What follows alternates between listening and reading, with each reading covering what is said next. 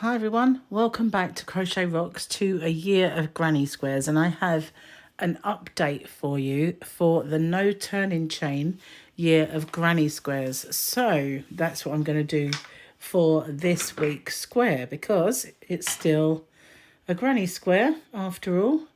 So I just need to fix my yarn onto my wool genie, and I will get going and show you how to do this. Put these to one side. Okay, so for the purposes of this particular square, we want a small hole in the centre. So I'm going to chain 4. Didn't need a long tail, but never mind. And I'm going to make a ring by slip stitching into that very first one. And we have a little tiny hole here. So this is where things are going to get a little different. I'm going to insert my hook into the centre of that ring, and I'm going to pull up a loop. I'm going to yarn over and I'm going to pull through one of those loops and cinch it down by just pulling it down. And then I'm going to yarn over and pull through both of those. And then I'm going to go into that side bar as usual. They're splitting a little bit on this yarn. And complete my stack, which is the way that Okay, so for the purposes of this particular square, we will have a slip knot. You can do that however you normally would, and we're going to chain 4 because I want the little hole in the centre of the granny square. And I'm going to make the ring by slip stitching into this first one here. Okay, so now we have this little minute ring there. You can just about see. Sorry about this, it's really finding it hard to focus sometimes at the minute for some reason. We have the centre there, you can just see it. I'm going to insert my hook and I'm going to pull up a loop in the centre of that ring, okay? I'm going to yarn over and I'm going to pull through one of those loops and just pull it down so you can't really see. It's very small chain. Now I'm going to yarn over and pull through both of those.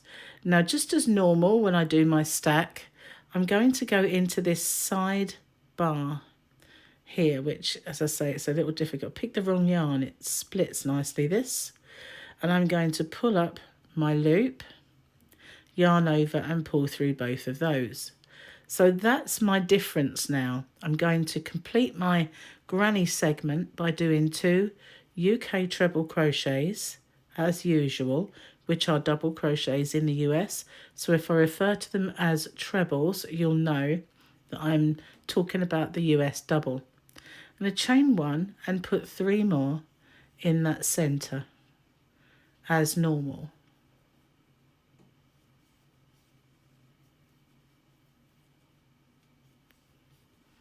I'm going to chain 1 and 3 more in there. Now you can see that centre ring is growing a little bit. It won't get big, it will just stay around that size, which is perfect size, I think, for the granny square. So it's got a little congested. I'm going to chain 1 as I normally do. We've got 1, 2, 3 sides. I'll pull this one slightly over, make room for another 3 in there. If you need to, just give it another little tug to get the last one in there.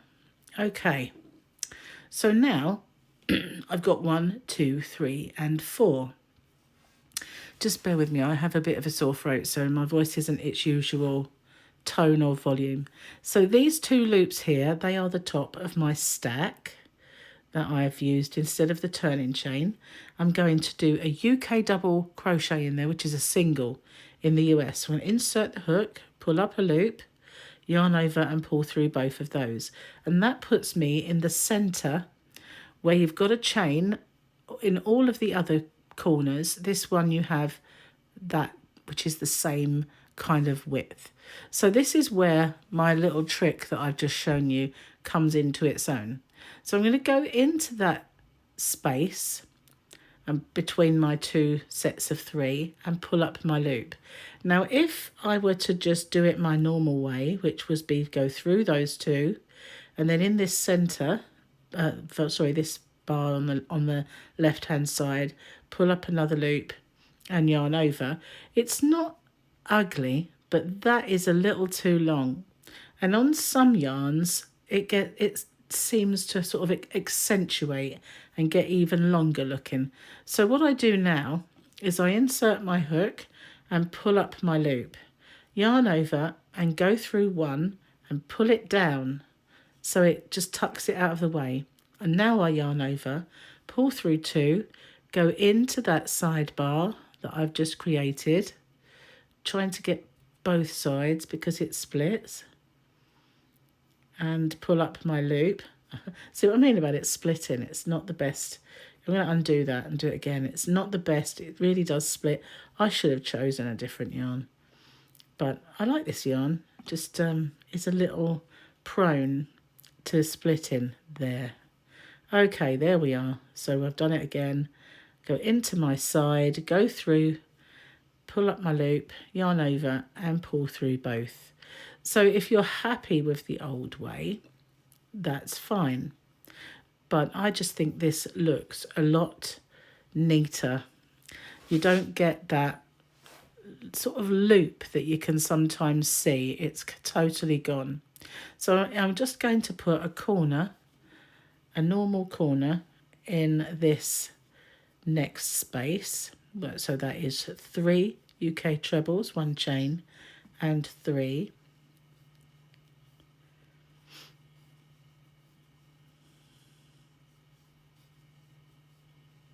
And now we have a full corner in there. This is half a corner. So in the next one, another full corner.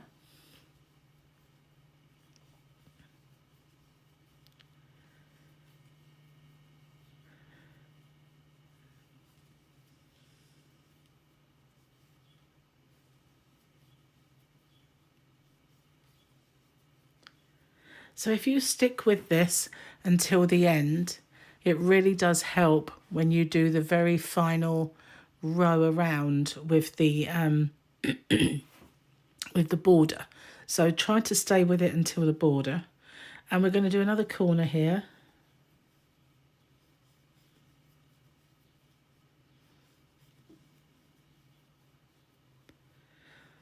I've always done a no turning and no seam free square, but I find the no turning chain method gives it even more of a polished look. So I'm going to finish that corner with 3 more in that same space, and again I'm going to join that top 2 there, which is my top of my stack, with a UK double crochet. Okay, so now we have our square.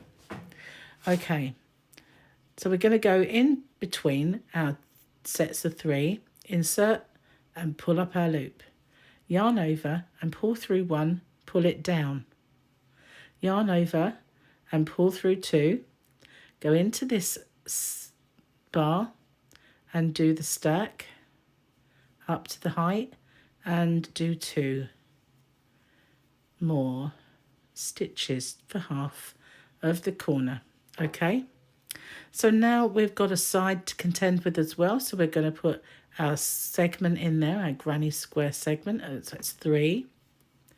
Now I find the way I do my squares, I don't get that travelling, you know what I mean? I don't twist, and I think it's because I don't chain, and when I do my my sides, it goes over that part. If you look, it does curve over, but it naturally goes over that and stops that looking like it's twisting that way. So I'm going to put a full corner in there, and I'll show you again what I mean when I do my next one. I've been perfecting granny squares for a long time. I've never liked turning my work. I hate the reverse side. I think there's nothing worse than the other side of the work. That is so ugly. I hate that. So I've never been one to turn my work. So this is how I get over the twisting. And as you can see, there's this stitch goes over when you, because there's no chain in between. If you put a chain in between, it just makes it more likely to twist because there's extra kind of sort of spaces that don't need to be there, in my opinion. So how I get over that is I go straight in, and in the corner that pulls that, so it now is standing up. It's got rid of that illusion of twisting over. It's now standing up straight, and that's why they don't twist. You know what I mean by twisting? When you get that optical illusion that it is on a spiral somehow and it's twisting around. That's why if you don't chain in between your segments and you are doing, just go straight in with your, again, there we are, it's moving over by going in there and putting our 3, we correct that optical illusion. There's nothing wrong with the stitch as it was, but it's just correcting the optical illusion that we're going that way. Okay, so a full corner then.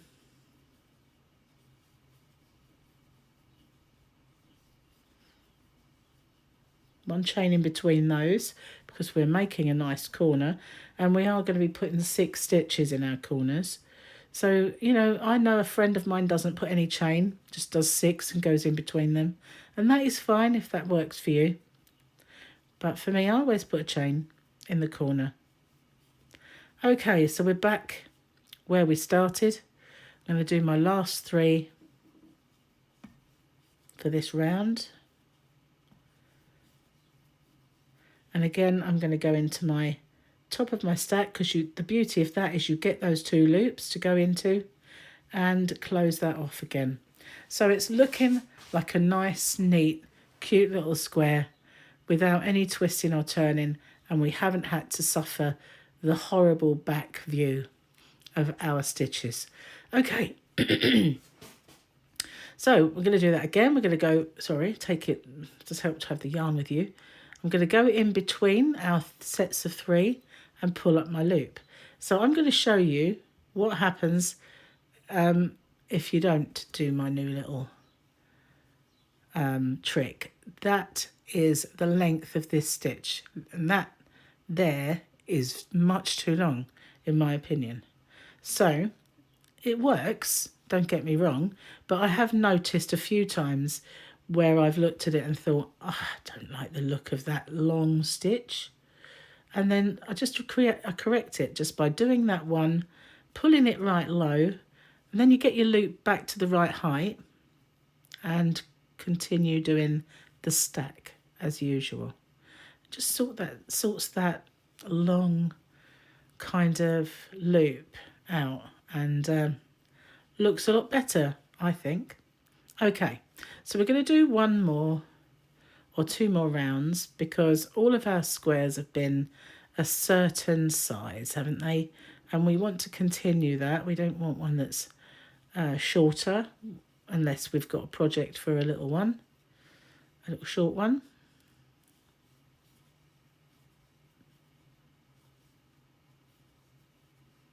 And we're just plain granny in this time around anyway, so.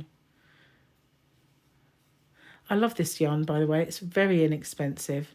I get it from Poundland in the UK. And everybody who watches my channel used to love this yarn so much.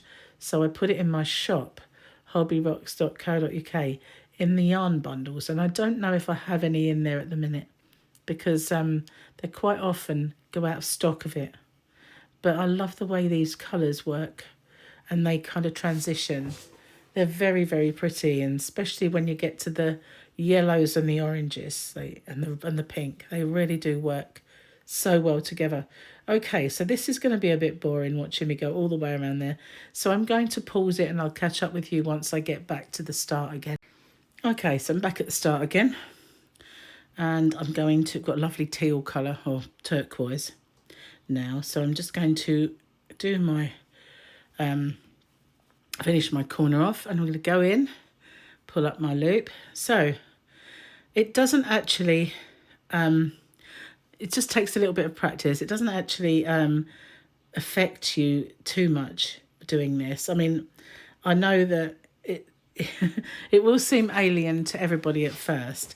I guess the stack did, but just pulling that so it's really low, it does. I think the way it looks, the aesthetics of it, outweighs any kind of fiddliness, if you like. But I just prefer it. So I'm going to make this my last round, and then I'm going to put a border on it, and I'm going to show you how that kind of affects your border. I was rather hoping we'd get all those other pretty colours coming in. We may just start the pinks at the end of this one. I don't know. It's this is the yarn I mean. It's got some really gorgeous colours in it. And obviously this size of this square is not going to be very big, so it might not they might not appear. Anyway, we're carrying on, going around, and I know that you know how to do the rest of this, and it will be boring watching me go round and round and round this. So again, I shall pause it, and I will come back to you once I get back to the beginning, and I will show you how I do, how that sort of affects the border. Okay, so I'm just going to one more stitch in there. Okay, then I will catch up with you once I get back to the start. Okay, so we're just starting to get a bit of light pink in, and it's got some gorgeous blues coming in as well. That was lovely colours in this. I'm just going to join as I have all the way along, and I'm going to do a chain, pull it low to cinch it off, and just end off that colour. Okay, so I'm going to bring in some white. So while I'm just going to pause the video while I bring that in, put it up on the genie, and I'll come back to you. Okay, so I'm just going to join to this corner because I don't want to work over two tails at the same time. And I'm going to bring my loop in, and I'm going to do a chain, and I'm going to pull it low. Now that is how I do my joins. So then I pull this loop up a little way. I don't want it massive, but I want to be able to get into it when I come back round. And I'm just going to do a UK half treble in there and one more. So I've done two, and that is half a corner. I know that a corner usually is 3, but if you consider that I'm going to slip stitch into that one when I come back, it's going to be half.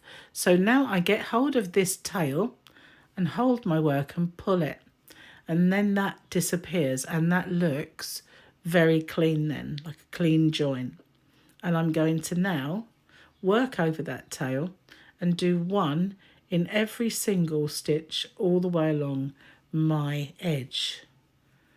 And that's how I do my no turning chain for this stitch, for the half treble, because I would always do one chain and cinch it down when I'm doing this, because especially if you're working in a row rather than a round, you will get a little loop appear on the side like this, and it will just be a very untidy loop. So I could have done a row of UK double crochets, which are single crochets in the US, but I wanted to show you how I work the no turning chain method for this stitch. I'm just going to drop that tail. I know it will probably go over it one more time, but it might stick out, so I'm going to get rid and just carry on. I've got to my corner, so it's a full corner this time. I'm going to put 3 in, and now I'm going to do one in every single stitch all the way along the sides. And then when I get to the next corner, so there we go, we're going to do one in every stitch all along this side, get to this corner, and I'll start working over this tail, work over the tail all the way along, get to this corner, put 3 in there and go all the way along. And I'll catch up with you when I get back to the start again. So I'll pause it now and I'll catch up with you then. Okay, so here we are. I've got one more to do and I'm at the corner. So I'm going to put my last stitch in that corner, and now I'm going to slip stitch. And what I'm going to do is I'm going to slip stitch over that one into this one here, and that will give me my loop that gives me the center. Cinch that down and leave a nice long tail and end off. But the reason I like to do that is now I've finished in the absolute center of this corner. So if I were to be sewing these together and I wanted to leave a nice long tail, I could do that. But that's how I now am doing my my stack and how I'm doing my granny squares. So hope you like that. If you haven't already, don't forget to hit the subscribe button and the notification bell. Hopefully you'll be informed when new videos pop up. And I'll see you guys on the next one. Bye bye for now.